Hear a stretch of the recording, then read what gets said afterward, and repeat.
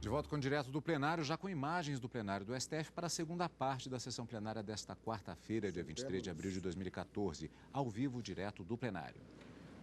Ministro Dias Toffoli, recurso extraordinário número 595.838, recorrente Etel Estúdios Técnicos Limitada, recorrido em União Federal, Amicus Curiae, ANAB, Associação Nacional das Administradoras de Benefícios.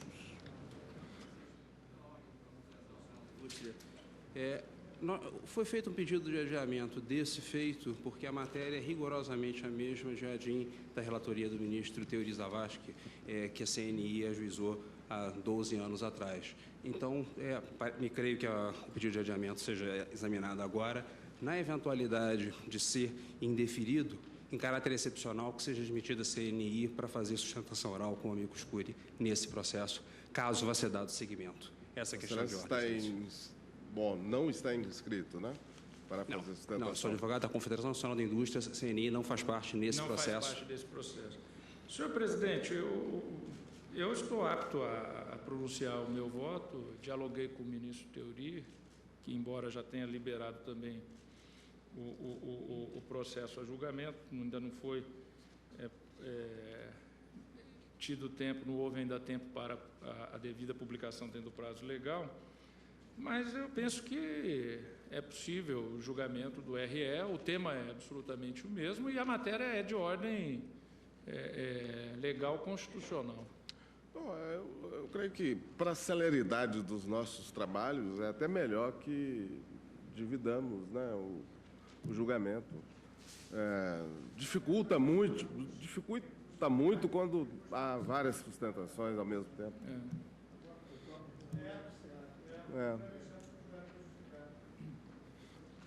Senhor presidente, recurso extraordinário, interposto com fundamento. Você concorda que o advogado sustente o ministro? É razoável. Ele não está deliberada. Não é parte. Baseada, a CNI ajuizou essa ação 7 anos antes desse processo chegar ao Supremo Tribunal Federal, fez esse pedido por conta dos feriados. Mas se serve de consolo a Vossa Excelência e até para um preparo da Fazenda Nacional, Acontece que o processo. Eu vou declarar inconstitucionalidade do dispositivo. O processo a que Vossa Excelência faz alusão foi já adianta liberado para a pauta agora, nos últimos dias. Eu estou votando exatamente no sentido que a CNI... Então, e esse processo já está aparelhado há mais tempo. É só pela importância institucional para a CNI de estar Mas é importante aqui para o Supremo Tribunal também deliberar com rapidez. Sim. E é o que eu disse, não faz sentido termos aqui 6, 7 sustentações orais no mesmo dia, se podemos julgar hoje, no final de tarde, um processo que é absolutamente idêntico. Senhor presidente, 102 RE por 102.3A, transcrevo o acórdão, recorrido, alega recorrente que houve violação dos artigos 146, inciso 3, a linha C, 150, inciso 2, 154, inciso 1, 174, parágrafo 2º e 195, parágrafo 4º da Constituição. Defende, em síntese, a inconstitucionalidade do 22.4 da Lei 9.786/99. Destaca que referida lei criou uma nova fonte de custeio para a Seguridade Social, a qual não se enquadra no 195.1a, pois não se trata de contribuição incidente sobre pessoa física, mas sim sobre a pessoa jurídica, visto que é a cooperativa quem está no outro polo da relação contratual. Prova é que a fatura é emitida em nome dessa. Aduz que a hipótese não é de afastamento da substituição tributária que existia na vigência da Lei Complementar 84/96, a qual atribuía o recolhimento da contribuição previdenciária às cooperativas de trabalho, mas de alteração da sujeição tributária passiva, bem como da base de cálculo, pois, no seu entender, e aí eu transcrevo razões formuladas, mas haverá sustentação. Articula ainda a não observância do tratamento diferenciado previsto no 146.3c da Constituição, o qual, segundo entende, deve ser interpretado em consonância com 174, parágrafo 2º da Carta da República. Tendo em vista que uma cooperativa, ao intermediar a contratação de seus associados cooperados pelas empresas tomadoras de serviços, está praticando ato cooperativo. Por fim, afirma que a obrigação de recolher 15% Essa é a obrigação, recolher 15% sobre o valor bruto da nota fiscal ou da fatura da prestação de serviços, acaba por imprimir de tratamento diferenciado entre as cooperativas e as empresas mercantis prestadoras de serviço. Esse é o ponto que eu já desde logo destaco, que é as razões pelas quais eu vou desenvolver o meu voto. Pois, segundo alega, na contratação dessas últimas não há obrigação de se efetuar tal recolhimento. A PGR opinou pelo conhecimento e pelo seu provimento. Anote-se que a matéria é objeto da AD, faço referência aqui, que tem o mesmo objeto deste RE. O tema teve repercussão geral reconhecida. Este é o relatório, senhor presidente. Falará pela recorrida, União, a doutora Cláudia Aparecida de Souza Trindade, procuradora da Fazenda Nacional. Senhor presidente, nós somos recorridos e o amigo da corte é pela recorrente. Então, eu entendo que ele deveria sustentar antes. Sim, a ordem está invertida aqui na nossa Já começa perdendo. papeleta. Então, vamos inverter. Falará pelo Amicus Curiae, Associação Nacional das Administradoras de Benefícios, Dr. Roberto Quiroga Mosquera. Excelentíssimo senhor presidente, excelentíssimo ministro Toffoli, senhores ministros. Como relatado pelo ministro Toffoli, e tentando ser bastante sintético nessa primeira colocação, esta lei o que fez? Criou uma contribuição para todo tomador de serviço de sociedades cooperativas de 15%, tendo em vista que a legislação existente já previa uma outra contribuição idêntica, que já farei referência, mas justamente fazendo incidir esses 15% sobre todo e qualquer valor pago à sociedade cooperativa, assim entendido o valor bruto da nota fiscal por ela emitida. Essa contribuição tem fundamento, pelo menos no dizer da Procuradoria, no artigo 195 da Constituição Federal, que vai dizer justamente o seguinte, que a União poderá criar contribuição sobre folha de salários ou qualquer outro rendimento do trabalho prestados por pessoas físicas, inciso 1, ou receita e faturamento, ou lucro.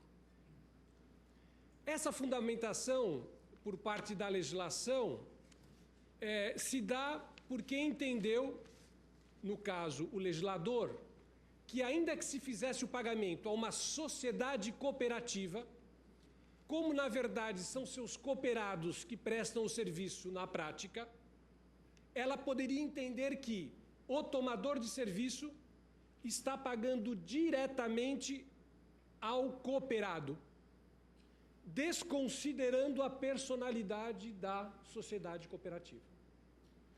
Pela literalidade do artigo 195, a contribuição só pode incidir sobre folha de salários ou remunerações de pessoas físicas. E, obviamente, que uma sociedade cooperada não é pessoa física. Não nos referimos também aqui ao conceito de receita ou ao conceito de faturamento, muito menos de lucro. A argumentação do fisco nesse sentido qual é? Olha, esta norma só veio equiparar a incidência da contribuição para a Seguridade dos autônomos, que esta corte julgou e que naquela oportunidade o ministro Marco Aurélio foi o relator, dizendo o seguinte: as empresas burlam esta norma, uma vez que, se contratarem o autônomo, pagarão a contribuição para o autônomo. Porém, se contratarem via sociedade cooperativa, como a Constituição diz, pessoa física, não há contribuição. Essa é a argumentação, sintetizando, da Procuradoria, do Fisco. E aí, com a devida vênia, não é verdade esse argumento, e a matéria é clara e histórica. Por quê? Antes desta contribuição instituída por esta lei, havia uma contribuição na Lei Complementar 87, onde a própria sociedade cooperativa pagava a contribuição quando realizava os pagamentos aos seus cooperados. Exemplo simples. Uma empresa contrata uma cooperativa de táxi para prestar serviços aos seus funcionários. Como era na lei complementar que foi revogada por esta lei? Eu, empresa, pagava R$1.000 para a cooperativa de táxi. Essa cooperativa, quando pagava aos seus cooperados, pagava a contribuição. Agora, com esta nova lei, é ao revés. A empresa, quando paga para a sociedade cooperativa, ela paga os 15%, e quando a sociedade cooperativa paga aos seus cooperados, nada há. Portanto, neste caso, inclusive, presente no processo, o que disse a Procuradoria? A nova norma nada mais fez do que instituir como sujeito passivo da contribuição previdenciária a empresa que contrata os trabalhadores cooperados, cuja responsabilidade foi antes imposta pela lei complementar à sociedade cooperativa. Portanto, não é verdadeira a afirmação de que antes se utilizava a sociedade cooperativa para fugir da tributação da contribuição, uma vez que já havia uma contribuição na qual a sociedade cooperativa era o sujeito passivo e, portanto, o contribuinte. Essa afirmação totalmente inverídica no caso. Portanto, não há que se falar que havia uma burla ou que se queria evitar o pagamento dessa contribuição por intermédio de uma sociedade cooperativa como essa que eu exemplifiquei. A questão, portanto, a ser decidida nesse plenário, qual é? É se justamente o artigo 195 permite que se desconsidere a sociedade cooperativa, alegando-se que ela é uma mera intermediária na operação, que, na verdade, a sociedade cooperativa não teria sua personalidade jurídica efetivamente concretizada. A pergunta que se faz é o seguinte: ora, se antes, com a Lei Complementar 87, a sociedade cooperativa era contribuinte e pagava a contribuição quando realizava os pagamentos aos seus cooperados, por que agora, na alegação do fisco, ela é mera intermediária? Ela simplesmente aproxima as partes, a empresa tomadora e os seus cooperados, e eles é que realizam a operação diretamente. Não é verdadeira essa situação. A clareza disso vem numa constatação típica da base de cálculo dessa contribuição. Exemplo.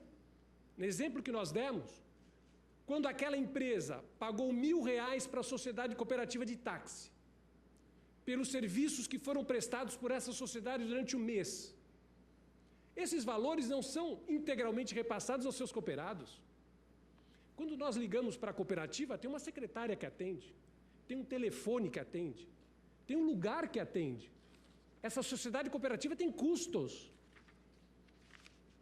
Obviamente, se a sociedade cooperativa desconta do cooperado algum valor por esse serviço, se ela exige uma mensalidade que vá cobrir as despesas cooperativas, pouco importa. Na verdade, o valor pago pelos tomadores de serviços à sociedade cooperativa não corresponde efetivamente, se assim se entender, ao valor da prestação de serviço do taxista. Ora, sociedade cooperativa é pessoa jurídica com personalidade jurídica, é contribuinte dos impostos. Hoje, quando há uma incidência tributária qualquer, ela é que é cobrada, ela é que é demandada pelo fisco. Por que, neste caso, seria possível entender, como vem alegando aqui a recorrida, de que, na verdade, a sociedade cooperativa ela é uma simples intermediária. Portanto, ela não é a que contrata efetivamente o serviço, e que, na verdade, o serviço é prestado pela empresa tomadora de serviço diretamente com o seu cooperado. Então, Vossas Excelências, nesse ponto, a discussão simples é essa. Podemos passar da literalidade do que diz o artigo 195, a linha A, e eu me recordo que, quando esse Supremo julgou a questão da tributação da contribuição sobre autônomos, e naquela oportunidade o ministro Marco Aurélio foi o relator, a Constituição previa o termo empregado e se pagava para pessoas sem vínculo empregatício. O que entendeu esta Corte? Que não se poderia deixar o vernáculo de lado. Aqui não é simplesmente literalidade ou formalidade por acaso. É literalidade e formalidade por segurança. Nesta interpretação do fisco, é como se essa empresa tomadora desconsiderasse a sociedade cooperativa que fatura e recebe os valores e considerasse diretamente o taxista. Imaginemos um outro exemplo. Eu, sociedade de advogados, tenho os meus advogados que só recebem salários. Alguém toma um serviço do meu escritório e me paga uma receita. E eu pago os salários dos meus advogados. Seria factível imaginar que eu atribuísse a responsabilidade da contribuição sobre os salários dos meus funcionários a este meu contratante? Aquele que eu emiti um parecer? Que eu cobrei uma causa por um processo judicial? É o mesmo que está se realizando aqui. O argumento sobre o manto de que a sociedade cooperativa ela é uma mera, na ideia de mutualismo, uma mera intermediadora dos seus cooperados com a devida vênia, faz letra morta da Constituição. Né? E no ponto que fica evidente, e excelentíssimo senhor relator, senhor presidente e vossas excelências me permitam novamente repetir, essa contribuição incide sobre o valor bruto da nota fiscal, que a cooperativa cobra dos tomadores de serviço. Ou seja, se a Constituição diz que incide sobre folha de salários e remuneração pela prestação de serviço, será que o valor bruto da nota fiscal de uma sociedade cooperativa corresponde ao que o taxista recebe lá no final? Ou não se desconta nenhum custo da sociedade cooperativa? Ela vive de ar, sem qualquer custo. Né? Ainda que se entenda possível essa incidência, a base de cálculo é totalmente desconecta com o fato gerador. Seria presumir que a sociedade cooperativa repassa 100% dos valores recebidos aos seus cooperados, o que sabidamente não é uma verdade, uma vez que ela tem custos para sobreviver. Daí porque a base de cálculo totalmente incompetente, totalmente inadequada nessa contribuição instituída em substituição à antiga contribuição que a própria sociedade cooperativa pagava quando remunerava os seus cooperados. Daí porque, excelentíssimo senhor presidente, excelentíssimo senhor relator, senhores ministros, eu cesso aqui a minha exposição sintetizando basicamente os dois argumentos que me parecem evidentes na inconstitucionalidade dessa contribuição. Primeiro, é se conseguimos passar o artigo 195 e entender que, quando uma tomadora de serviço paga a uma sociedade cooperativa, é como se isso fosse um pagamento à pessoa física, seu cooperado, desconsiderando a personalidade jurídica da sociedade cooperativa, quando ela sempre foi sujeito de direitos e é contribuinte de todos os tributos existentes. Segunda questão, a questão da base de cálculo. Admitir-se que a sociedade cooperativa emite a sua fatura e que esse valor é o valor da remuneração a seus cooperados é uma presunção perigosíssima quando se diz a respeito de legalidade ou de base de cálculo da tributação. Daí porque esses dois argumentos, creio, maculam esta contribuição e, portanto, com a devida vênia, entende a recorrente que deve ser declarada a inconstitucionalidade desta contribuição por total desrespeito aos ditames que regram a tributação no país. Daí porque, senhor presidente, vossa excelência e senhor relator, requer-se aí o provimento, o conhecimento do recurso, provimento do recurso pela inconstitucionalidade flagrante da Constituição, da contribuição criada. Obrigado. Presidente, fazer uma ponderação. Por ser uma hipótese de repercussão geral reconhecida, que é uma prima, eu diria, da ação de inconstitucionalidade, eu consideraria razoável ouvirmos o patrono da CNI, que sustentará o mesmo lado e apenas pedindo a ele a brevidade possível. Eu acho que seria gentil. Ministro Barroso, nós estaríamos abrindo um precedente muito sério. Mas é porque, na verdade, devíamos julgar conjuntamente. Um advogado que não é o seu constituinte, não é parte nos autos. Ele não está inscrito para... Mas é a mesma tese da... O fará quando o seu processo for chamado a julgamento. Mas estará prejudicado, porque nós teremos decidido a matéria. Nós teremos que decidir. Ele fará a sua sustentação se inscrever para tanto.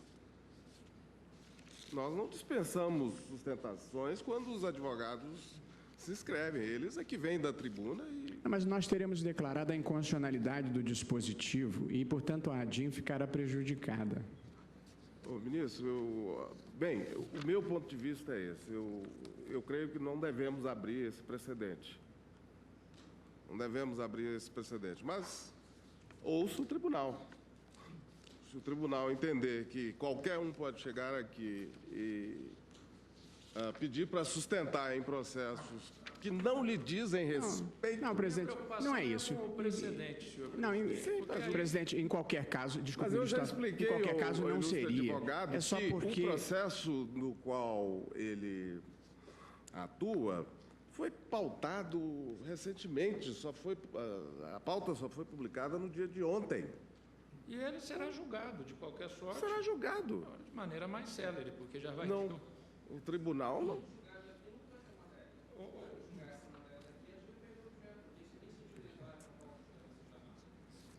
porque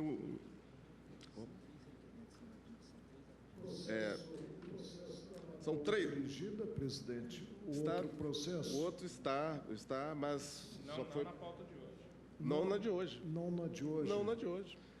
E por que o advogado se faz presente se o processo dele não está na pauta? Eu não entendo. E não me agrada não houve abrir essas exceções para ser admitido neste processo que foi apregoado como terceiro. Não fez. Não fez requerimento. Foi o que falou agora há pouco. Associação Nacional de Administradoras de Benefícios. Só para esclarecer, presidente... O tribunal teria decidido não julgar em conjunto. Os relatores. O relator decidiu. Os relatores. Só para deixar minha posição clara, eu não quero polemizar nem alongar isso. Não é esta a regra de qualquer um possa aparecer aqui e postular ser amigo. No fundo, é disso que se trata. É apenas porque uma ADIM anterior vai ser julgada posteriormente sobre a mesma matéria e o advogado pediu para atuar como amigo suri. Mas eu não gostaria de polemizar se essa não é a posição do tribunal. Se trata de um advogado pedir. Essa casa é regida por regras.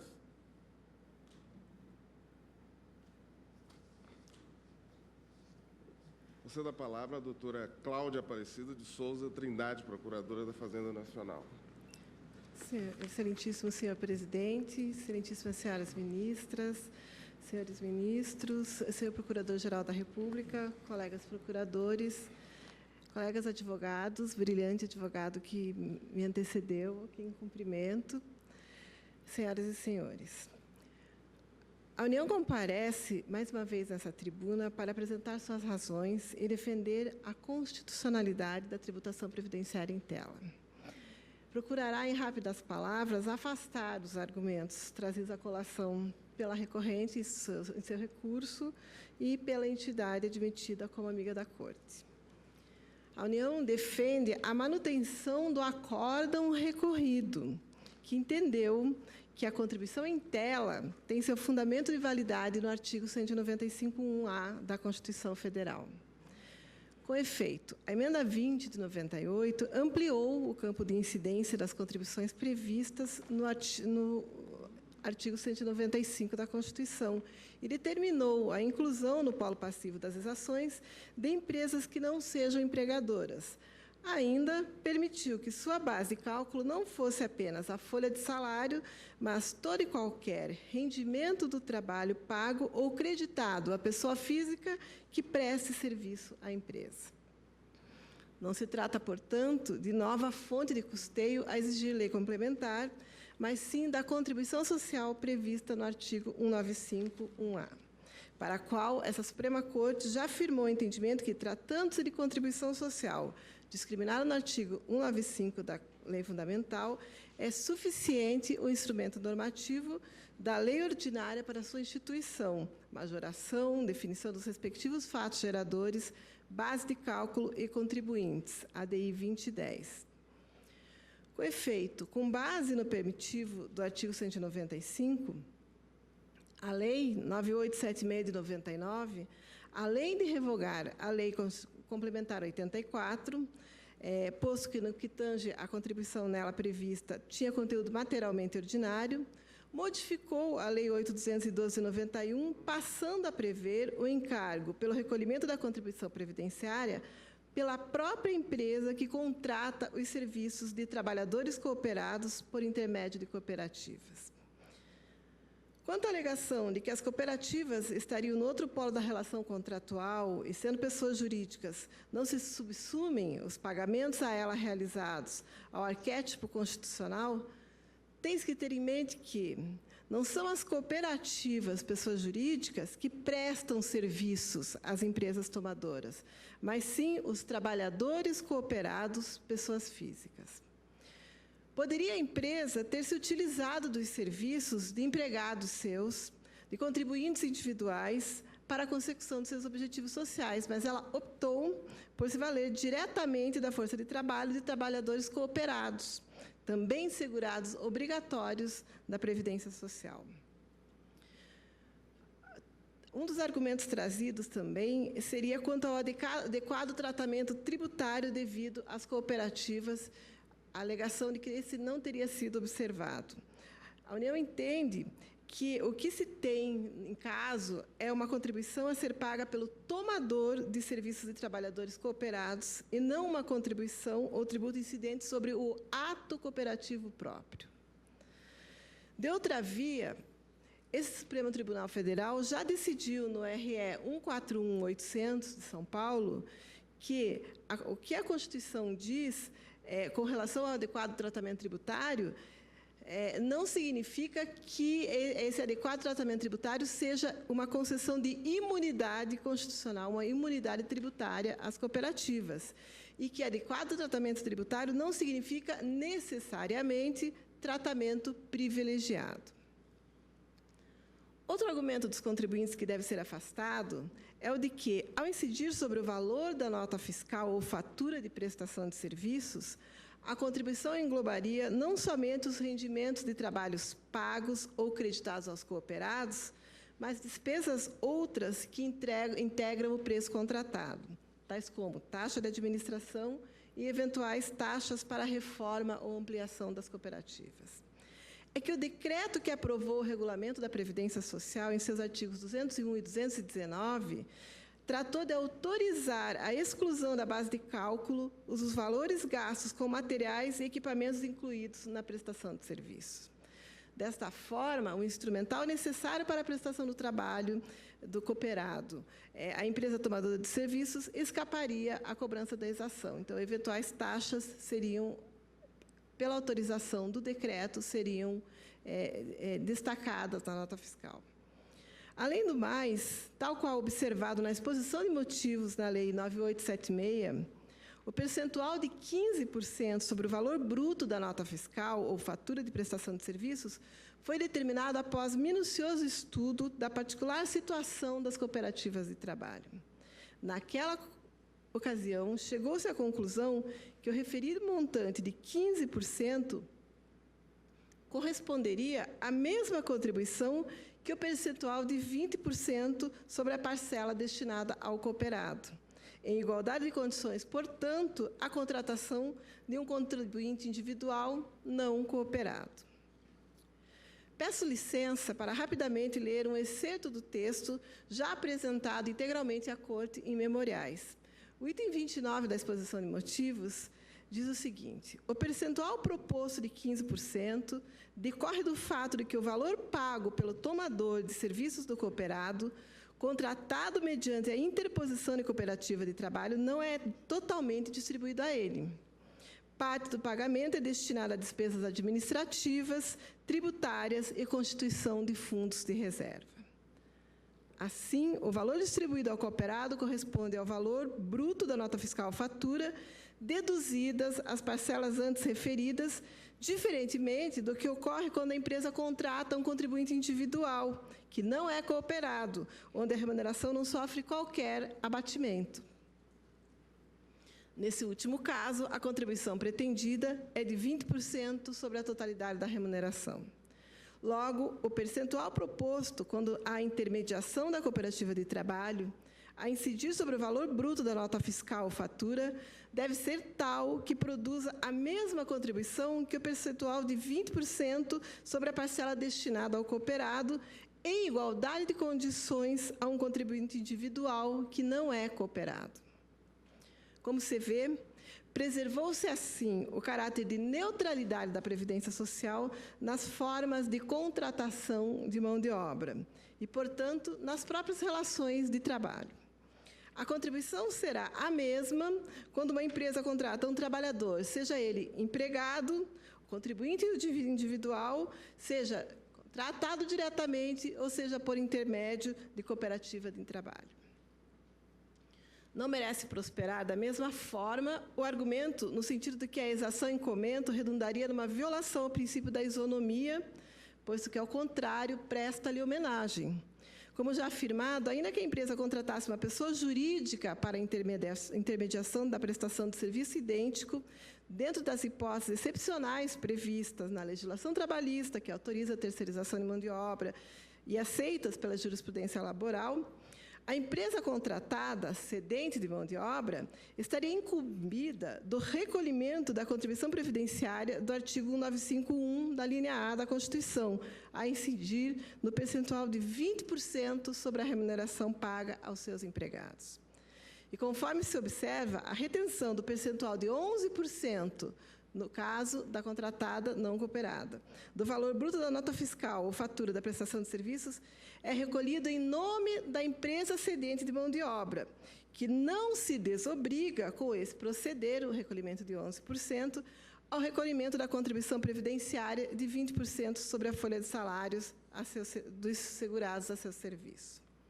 Diferentemente, a contribuição previdenciária, ora em comento, é recolhida em nome da própria empresa tomadora de serviços como sujeito passivo da obrigação tributária, não remanescendo qualquer valor a ser pago pelas cooperativas de trabalho cedentes da mão de obra a título de contribuição tributária referente aos segurados. Por último, mas não menos importante, é preciso ter-se em vista sempre que a Seguridade Social apresenta caráter contributivo e solidário, devendo toda a sociedade, o que inclui as empresas tomadoras de serviços de trabalhadores cooperados, financiar os custos da manutenção desse sistema protetivo, que servirá à cobertura dos próprios riscos sociais decorrentes da contratação desses trabalhadores. Por todo o exposto, requer-se a manutenção do entendimento esposado pelo TRF de origem, entendimento esse que é pacífico em todos os tribunais regionais federais do Brasil. E, tendo em vista que o ministro relator já antecipou o voto, a União espera o provimento do seu recurso, mas, se em caso de não... o improvimento do recurso do contribuinte, mas, em caso contrário, que seja feita a modulação dos efeitos, porque essa é uma jurisprudência totalmente pacificada em prol da União e o contribuinte perdeu em todas as instâncias e é o que vem acontecendo em todos os tribunais do país. Muito obrigada. Agradeço a Vossa Excelência. Senhor presidente, eu queria distribuir o voto, então procurarei resumir. Pressupostos gerais atendidos. A questão é a compatibilidade do 22.4 da Lei 8.212/91, na redação dada pela Lei 9876 de 99, com 195.1A da Constituição Federal. Esse é o tema. Lanço aqui, inicialmente, algumas ponderações acerca de análises que a Corte já fez sobre tal controvérsia antes da emenda constitucional 2098. Cito o julgamento da relatoria do ministro Marco Aurélio, RE 166.772 do Rio Grande do Sul. Omito a leitura diante de já ter feito a distribuição. Digo que foi editada a Lei Complementar de número 84 em 18 de janeiro de 1996, diante das várias glosas que foram impostas ao longo do tempo por esta Corte, em tal tema tributário. Digo que a citada Lei Complementar instituiu no seu artigo 1º, inciso 2, contribuição previdenciária a cargo das cooperativas no percentual de 15% do total das importâncias pagas, distribuídas ou creditadas a seus cooperados, a título de remuneração ou retribuição pelos serviços que prestem a pessoas jurídicas por intermédio delas. Fecho a citação da lei. Em relação a essa contribuição previdenciária prevista nesse dispositivo da Lei Complementar 86, eu anoto que a deliberação do plenário virtual, nos autos do RE 597.315, sob relatoria do ministro Barroso, no qual foi reconhecida a repercussão geral em 2 de fevereiro de 2012.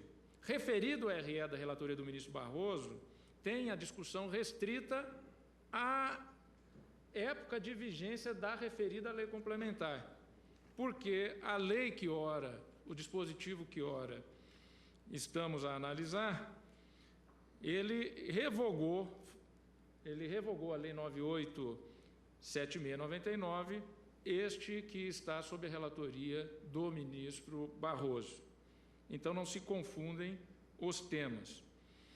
É de se observar ainda que a alteração do 22.4 da Lei 8.212, objeto do debate, deu-se já na vigência da nova redação do 195.1a. Essa redação, portanto, atual, aqui atacada neste processo, ela se deu já sob a emenda 20 de 98, a qual alargou a competência material a ser exercida pelo legislador, prevendo a incidência das contribuições previdenciárias a cargo das empresas e das entidades a elas equiparadas sobre a folha de salários e demais rendimentos do trabalho pagos ou creditados a qualquer título à pessoa física que lhe preste serviço, mesmo sem vínculo empregatício. Aí eu transcrevo o dispositivo impugnado, omito a leitura. Digo que a pretensão do legislador de instituir contribuição previdenciária a cargo das empresas que contratam a prestação de serviços de cooperados por meio de cooperativas de trabalho foi a pretensão do legislador. Transferiu-se, portanto, a sujeição passiva da obrigação tributária para as empresas tomadoras de serviços. Em outras palavras, a empresa tomadora dos serviços, no caso, não opera como fonte somente para fins de retenção ou qualquer outra espécie de substituição tributária, na forma do 31 da 8.212. A fonte pagadora, empresa ou entidade a ele equiparada, é o próprio sujeito passivo da relação tributária, logo típico contribuinte da respectiva contribuição. Note-se que o principal argumento para se enquadrar a exação no 195.1a é o de que o serviço contratado pelas empresas junto às sociedades cooperativas seria, na realidade, prestado por pessoas físicas cooperadas. Todavia, essa tese não resiste ao teste da coerência material com o texto da Constituição, na medida em que os conceitos de direito privado, usados nas regras de competência, não podem ser deformados pelo legislador. Artigo 110 do CTN, pois constituem típicos limites destas mesmas competências.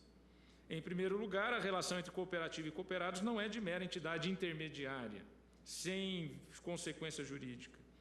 A entidade cooperativa é criada exatamente para superar a relação isolada entre prestadores autônomos e tomadores de serviço, empresas. Relação essa que o contrato de prestação de serviço é promovido de modo integralmente autônomo.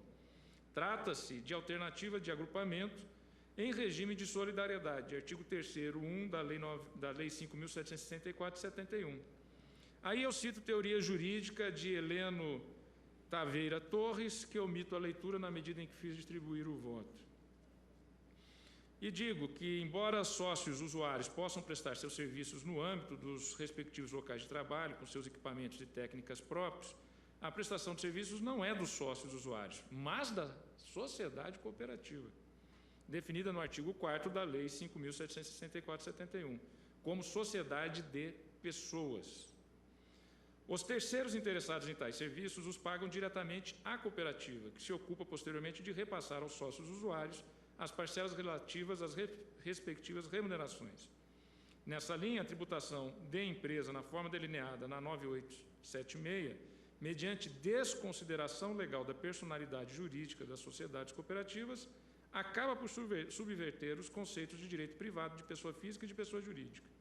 Em verdade, o fato gerador que origina a obrigação de recolher a contribuição previdenciária, na forma da 9876, não se origina nas remunerações pagas ou creditadas ao cooperado, mas na relação contratual estabelecida entre a pessoa jurídica da cooperativa e a do contratante do serviço. Não se estabelece vínculo jurídico entre os contratantes e os cooperados, que desempenham as funções contratadas. É a própria cooperativa que assume a responsabilidade pela execução dos serviços, sendo os associados escalados para a execução dos serviços estranhos ao contrato. Ao se avançar na análise da regra matriz de incidência desenhada no 22.6 pela 9876, verifica-se que a base de cálculo adotada também não resiste a um controle de constitucionalidade. Com efeito, a base de cálculo é definida como o valor bruto da nota fiscal ou da fatura de prestação de serviço, englobando assim não só os rendimentos do trabalho, que são repassados aos cooperados, mas também despesas outras, que integram o preço contratado, como, por exemplo, a taxa de administração. E aí eu transcrevo no meu voto a exposição de motivos que deixa claro que foi essa a intenção do encaminhamento da alteração legislativa, de atingir este tipo de base. Muito embora tenha sido dito da tribuna, a exposição de motivos, eu faço menção, e também faço menção aqui, algo que foi dito da tribuna, que na regulamentação se teria glosado esses valores que não seriam os remuneratórios. Mas a regulamentação somente tentou fazer um ajuste à Constituição de algo que já não era compatível com a Constituição. E com isso eu vou resumindo, senhor presidente, e mais adiante cito Ellen Grace no RE 603.191, cito Eros Grau, falo a respeito do decreto 3.048/99, tentou superar, mas sem sucesso, a inadequação da base econômica, omito a leitura integral. Isso não resolve o problema da legalidade estrita. Registro o RMS 25.476 da relatoria do Eros Grau, do qual destaco o trecho de voto do ministro Gilmar Mendes. E, diante de tudo quanto exposto, é forçoso, a meu ver, reconhecer que, no caso, houve extrapolação da base econômica delineada no 195.1a, ou seja, da norma sobre a competência para instituir contribuição sobre a folha ou outros rendimentos do trabalho. Houve violação do princípio da capacidade contributiva, estampado no 145, parágrafo 1º da Constituição, pois os pagamentos efetuados por terceiros às cooperativas de trabalho em face de serviços prestados por seus associados não se confundem com os valores efetivamente pagos ou creditados aos cooperados. Além disso, o legislador ordinário acabou por descaracterizar a contribuição hipoteticamente incidente sobre os rendimentos do trabalho dos cooperados, tributando o faturamento da cooperativa com evidente bis in idem. A contribuição instituída pela 9876/99 representa nova fonte de custeio e é certo que somente poderia ser instituída por lei complementar, com base no 195, parágrafo 4º, com a remissão feita ao 154.1 da Constituição. Diante do exposto, senhor presidente, eminentes colegas, dou provimento ao recurso extraordinário para declarar a inconstitucionalidade do inciso 4 do 22 da Lei 8.212/91, com a redação dada pela Lei 9876/99. É este o voto, senhor presidente. A recorrente em si, ela não fatura, ela tem um ônus. o ônus junto à cooperativa. Porque o preceito do 195.1, na redação primitiva, previa incidência sobre a folha de salários, né, ou faturamento, ou lucro, né? Ela não tem, evidentemente, com essa satisfação desse numerário, ela não tem lucro nem faturamento, ela tem ônus. Junto à cooperativa, que tem personalidade própria. Do contrato. Salvo quando a cooperativa pratica atos não cooperativos, né? Aí, são atos que extrapolam os objetivos da cooperativa. Aí porque aqui a sujeição passiva é da empresa que contrata com a cooperativa.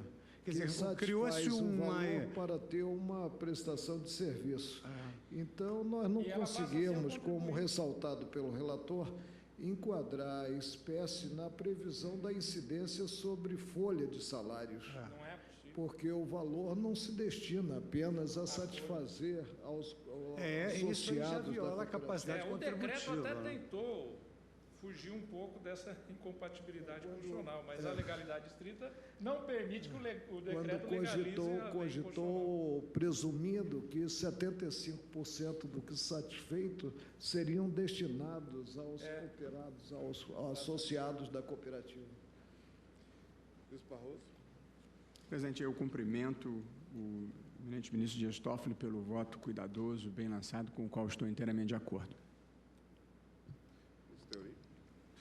Senhor presidente, eu também acompanho o relator, estudei a matéria para julgar 3 ações diretas de inconstitucionalidade, na verdade são 3, e a conclusão que eu chego é a mesma. Eu vou juntar o meu voto escrito, que fundamentalmente defende a orientação de que a contribuição prevista no artigo 22.4 da Lei 8.212, com a redação conferida pela Lei 9.876, incidente sobre o valor bruto da nota fiscal ou fatura de prestação de serviço relativamente a serviços que lhes são prestados por cooperados, por intermédio cooperativo de trabalho, não se confunde com a que anteriormente estava positivada no artigo 1º, inciso 2 da Lei Complementar 84, de 96, nem veicula mera hipótese de retenção tributária a cargo das tomadoras de serviço. Trata-se de contribuição social nova, incidente sobre base econômica de que é titular uma pessoa jurídica, que é a cooperativa, e, portanto, não é enquadrável entre as indicadas na linha A do inciso 1 do artigo 195 da Constituição, que permite a incidência das contribuições sobre rendimentos pagos ou creditados, entre aspas, a qualquer título à pessoa física que lhe preste serviço. Contribuição destinada a financiar a Seguridade Social, que tem a base econômica estranha àquelas indicadas no artigo 195 da Constituição, somente poderá ser legitimamente instituída por lei complementar, como determina o artigo 195, parágrafo 4º da Constituição. Por essas sintéticas razões, eu também acompanho o relator, dando provimento. Ministra Rosa. Senhor presidente, ouvindo as sustentações orais e os votos dos eminentes ministros que me antecederam, eu concluí que o juízo ou a negativa de provimento ao recurso extraordinário teria como pressuposto o reconhecimento de que as sociedades cooperativas tivessem se constituído em fraude à legislação trabalhista, justamente para evitar o reconhecimento de vínculo entre as tomadoras de serviços e os cooperados diretamente, coisa que é muito comum na Justiça do Trabalho quando há prova nesse sentido, mas essa presunção, por óbvio, não pode, digamos, amparar uma compreensão, né, aqui no caso de exação e de direito tributário à luz da Constituição da República, como bem evidenciou e bem destacou o eminente relator. Na verdade, é uma relação contratual entre sociedades, entre empresas de um lado, uma tomadora de serviço, de outro lado, a sociedade cooperativa. eu acompanho na íntegra o voto do eminente relator. Ministro Fux. Senhor presidente, o artigo 195 dispõe que a Seguridade ela é financiada por toda a sociedade e ela incide da seguinte forma: a contribuição do empregador, da empresa, da entidade ela é equiparada na forma da lei, incidente sobre folha de salários e demais rendimentos do trabalho pagos ou creditados a qualquer título à pessoa física que lhe preste serviço, mesmo sem vínculo empregatício. Então, na realidade, a ratio desse dispositivo se referiria à cooperativa e não à empresa tomadora de serviço. Como vige no direito tributário a legalidade estrita, a criação dessa nova incidência efetivamente dependeria de lei complementar. E muito embora eu saiba que haja aí uma divergência profunda na doutrina, eu não entendo que a lei complementar o seja apenas ratione matéria. Eu entendo que o contribuinte tem o direito de obter uma imposição tributária por lei complementar, porque o quórum da lei complementar é mais qualificado e a vontade parlamentar impositiva é mais expressiva. E é difícil conseguir reunir aquele quórum para deliberar e instituir esse tributo. Por outro lado, além da violação à legalidade estrita e à tipicidade, que é inerente ao direito tributário, criou-se aqui uma nova hipótese de incidência que demandaria, conforme o artigo 195, parágrafo 4º, a edição de uma lei complementar. Eu também estou de acordo com o eminente relator quando lança sua crítica à base de cálculo eleita, criando aqui um valor bruto sobre o qual incidirá essa contribuição, sem levar em consideração outras despesas, o que de forma também oblíqua ou direta viola o princípio da capacidade contributiva. E me impressionou bastante a sustentação do eminente advogado, na medida em que amicus curiae, quando destaca que fez uma abstração da cooperativa. E a melhor doutrina do tema, eu encontro em Heleno Taveira Torres, ao criticar essa criação dessa contribuição, ao vaticinar que maior afastamento se verifica entre os pagamentos recebidos pelas cooperativas na condição inafastável de pessoa jurídica como sociedade tipicamente prevista. Apesar de vir calculado sobre o valor bruto da nota fiscal ou fatura de prestação de serviços que lhes são prestados por cooperados por intermédio da cooperativa, trata-se de pagamento da pessoa jurídica e não a pessoa física, pois somente por levantamento do véu, que foi o que o eminente advogado aqui esclareceu, pode-se identificar as relações intersubjetivas dos sócios operando autonomamente, mas sob a égide dos estatutos da cooperativa. Quer dizer, e no fundo, na essência, criou-se aqui um novo sujeito passivo através de uma violação bifronte à Constituição Federal. Até o novo sujeito passivo foi criado por uma lei sem o quórum qualificado. Por todos esses fundamentos, senhor presidente, eu acompanho integralmente o voto do eminente relator. Ministra Carmen. Cumprimentando o brilhante voto do ministro relator, eu acompanho as inteiras. Ministro Marco Aurélio. A norma primária está na Constituição Federal e quer se leve em conta a redação primitiva do 195.1, que é a redação imprimida pela Emenda Constitucional número 20 de 98, não se consegue enquadrar a espécie o disposto, portanto, no inciso 4 do artigo 22 da Lei 8.212, com a redação imprimida pela Lei 9.876, de 99, a qualquer das situações jurídicas constitucionais, né, previstas na Lei das Leis, que é a Carta da República. Começo, presidente, considerando o 195.1 na redação primitiva, incidência da contribuição a cargo dos empregadores, e a tomadora dos serviços não é empregadora, né? A incidente sobre a folha de salários, ou faturamento e os lucros. Faturamento e lucros de quem? Da tomadora dos serviços? elas têm ônus, elas não faturam, elas não lucram com a tomada dos serviços. Na redação decorrente da emenda constitucional número 20, né, nós temos do empregador, da empresa e da entidade, aquela equiparada na forma da lei, incidente sobre a folha de salários, pressupondo-se o vínculo empregatício e demais rendimentos do trabalho pagos ou creditados a qualquer título à pessoa física, pessoa natural, portanto, que lhe preste serviço, mesmo sem vínculo empregatício.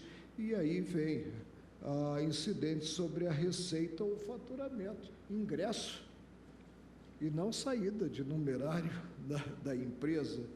Portanto, presidente, a criação dessa contribuição, ela demandaria a lei complementar prevista no parágrafo, creio, 4º, né, do artigo 195 da Constituição Federal. Cumprimentando também o relator pela percussiência do voto, acompanho Sua Excelência.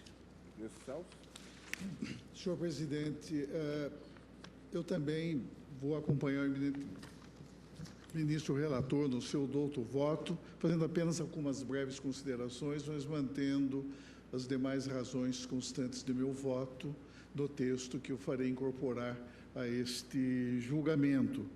Mas o eminente ministro relator destacou 2 pontos que são aqueles pontos que foram precisamente destacados pelo ilustre advogado da tribuna, o ilustre advogado da parte recorrente, no sentido de que o exame da legislação comum não resiste ao controle de constitucionalidade, seja do que se refere à própria base de cálculo adotada, seja no que concerne àquilo que o eminente ministro Dias Toffoli denominou de subversão dos conceitos do direito privado, conceitos, noções conceituais pertinentes, quer a compreensão do que seja a pessoa física e do que significa a pessoa jurídica.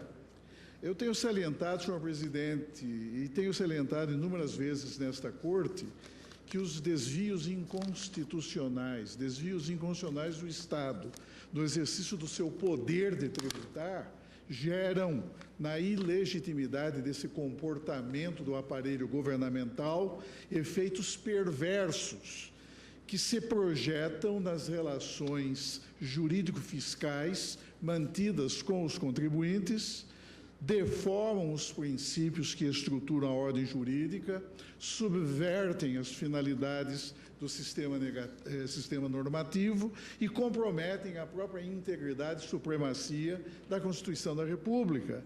Por isso mesmo, é importante destacar que o caso em exame justifica plenamente que se reiterem tais asserções, pois é necessário advertir que a prática das competências impositivas por parte das entidades políticas investidas da prerrogativa de tributar, como sucede no caso com a União Federal, não pode caracterizar-se como um instrumento que é arbitrariamente manipulado pelas pessoas estatais, ainda que na fase da produção normativa da norma de tributação, venha a conduzir ao comprometimento da própria ordem constitucional. Na verdade, a necessidade de preservação da incolumidade do sistema consagrado pela Constituição da República não se revela compatível com pretensões fiscais contestáveis do poder público, como esta que ora examinamos.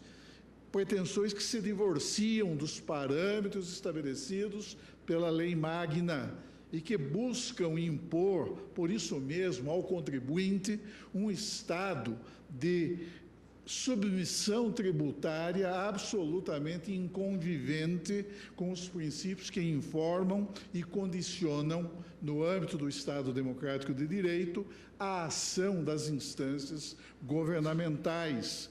Fundamental, portanto, senhor presidente, que se reafirme, como ora faz essa Suprema Corte no presente julgamento, fundamental que se reafirme a importância de que o exercício do poder tributário pelo Estado, por qualquer esfera ou instância governamental, deve submeter-se por inteiro aos modelos jurídicos plasmados no texto constitucional, que institui, em favor dos contribuintes, de qualquer contribuinte, decisivas limitações à competência estatal para impor e exigir coativamente as diversas espécies tributárias existentes, uma das quais, ninguém o desconhece, as próprias contribuições previdenciárias, que possuem qualificação eminentemente tributária. Em uma palavra, senhor presidente, e tal como aqui ficou e resultou demonstrado do douto voto do eminente ministro relator, o fundamento do poder de tributar reside, em essência, no dever jurídico de estrita fidelidade dos entes tributantes ao que imperativamente dispõe a Constituição da República. Embora a Constituição não institua tributos, embora possa, em tese, fazê-lo, cabe reconhecer que as normas constitucionais desempenham, nesse contexto, um papel fundamental em tema de tributação. Porque, diz a doutrina, porque tais normas veiculam comandos dirigidos ao produtor, ao elaborador das normas jurídicas de tributação, para efeito de explicitar-lhes o procedimento a ser observado e o próprio conteúdo material do produto a ser legislado. Vê-se que as normas de estrutura, que em sede constitucional delineiam de forma geral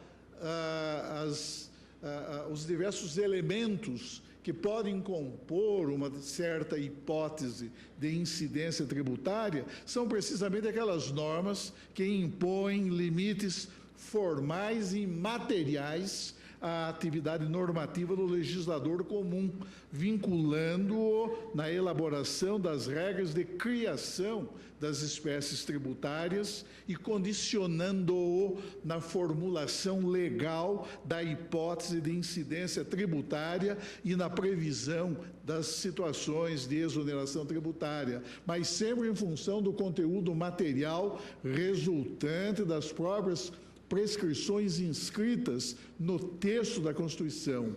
Por isso, as normas constitucionais que definem regras, como aquela que se acha no artigo 195, inciso 1º, a linha A da Carta Política, qualificam-se como verdadeiras matrizes determinantes que conformam juridicamente em matéria tributária a atividade normativa do legislador comum. E essas regras inscritas na Constituição definem modelos hipotéticos abstratos que encerram verdadeiros arquétipos delimitadores daquilo que o legislador comum pode ou não pode regular e instituir em tema de tributação.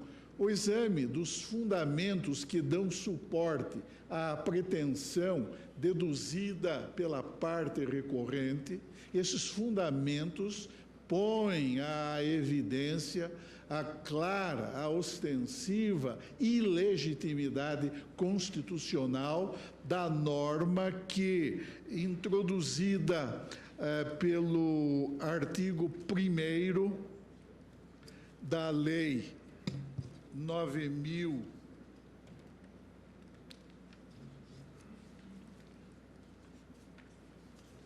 artigo 1º da Lei 9.986 de 99, que alterou a redação do inciso 4º do artigo 22 da Lei 8.212 de 91, verifica-se que essa regra conflita de maneira ostensiva com alguns postulados da Constituição, a começar por aquele definido e estabelecido no artigo 195, inciso 1º, a linha A da Constituição da República, descaracterizando aquele dever que se impõe constitucionalmente ao poder público de apoiar e de estimular o cooperativismo, como decorre do parágrafo 2º do artigo 174 da Lei Fundamental da República. E ao assim proceder, o legislador comum, na verdade, feriu, não é, o próprio ato cooperativo, não é, atingindo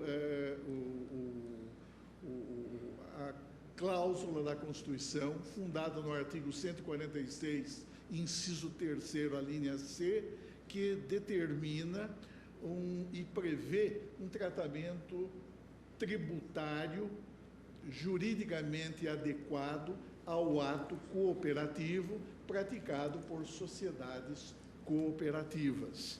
Por tudo isso, senhor presidente, e mais notadamente tendo em consideração as doutas razões em que se apoia o voto proferido pelo eminente ministro relator, também eu, senhor presidente, conheço e dou provimento ao presente recurso extraordinário para declarar incidenter tandem a inconstitucionalidade do inciso 4º do artigo 22 da Lei 8.212 de 91, na redação que lhe deu o artigo 1º da Lei 9.876 de 99. Acompanho, portanto, integralmente o douto voto do eminente ministro relator. Excelência se encontra, ministro Lewandowski, em condições de votar? Eu queria pedir escusas por ter me ausentado. Eu fui à posse do corregedor da Justiça Federal, mas estou apto a votar, estudei a matéria, tenho o voto do eminente relator em mãos. Eu também, como Sua Excelência e os demais pares, eu declaro a inconstitucionalidade do inciso 4º do artigo 22 da Lei 8.212, com a redação que lhe deu a Lei 9.876, por duas razões, basicamente, que já foram fartamente enunciadas pelos eminentes pares. Em primeiro lugar, houve extrapolação clara da base econômica estabelecida no artigo 195.1a da Constituição.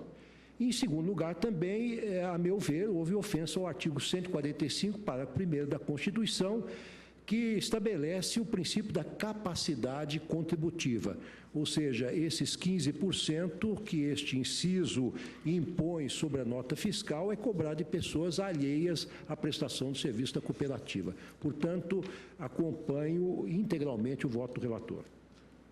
Também eu parabenizo o eminente relator pelo seu brilhante voto, que acompanho e proclamo o resultado. Dado provimento ao recurso para declarar a inconstitucionalidade do inciso 4º do artigo 22 da Lei 8.212 de 91, decisão unânime. Está encerrada a sessão.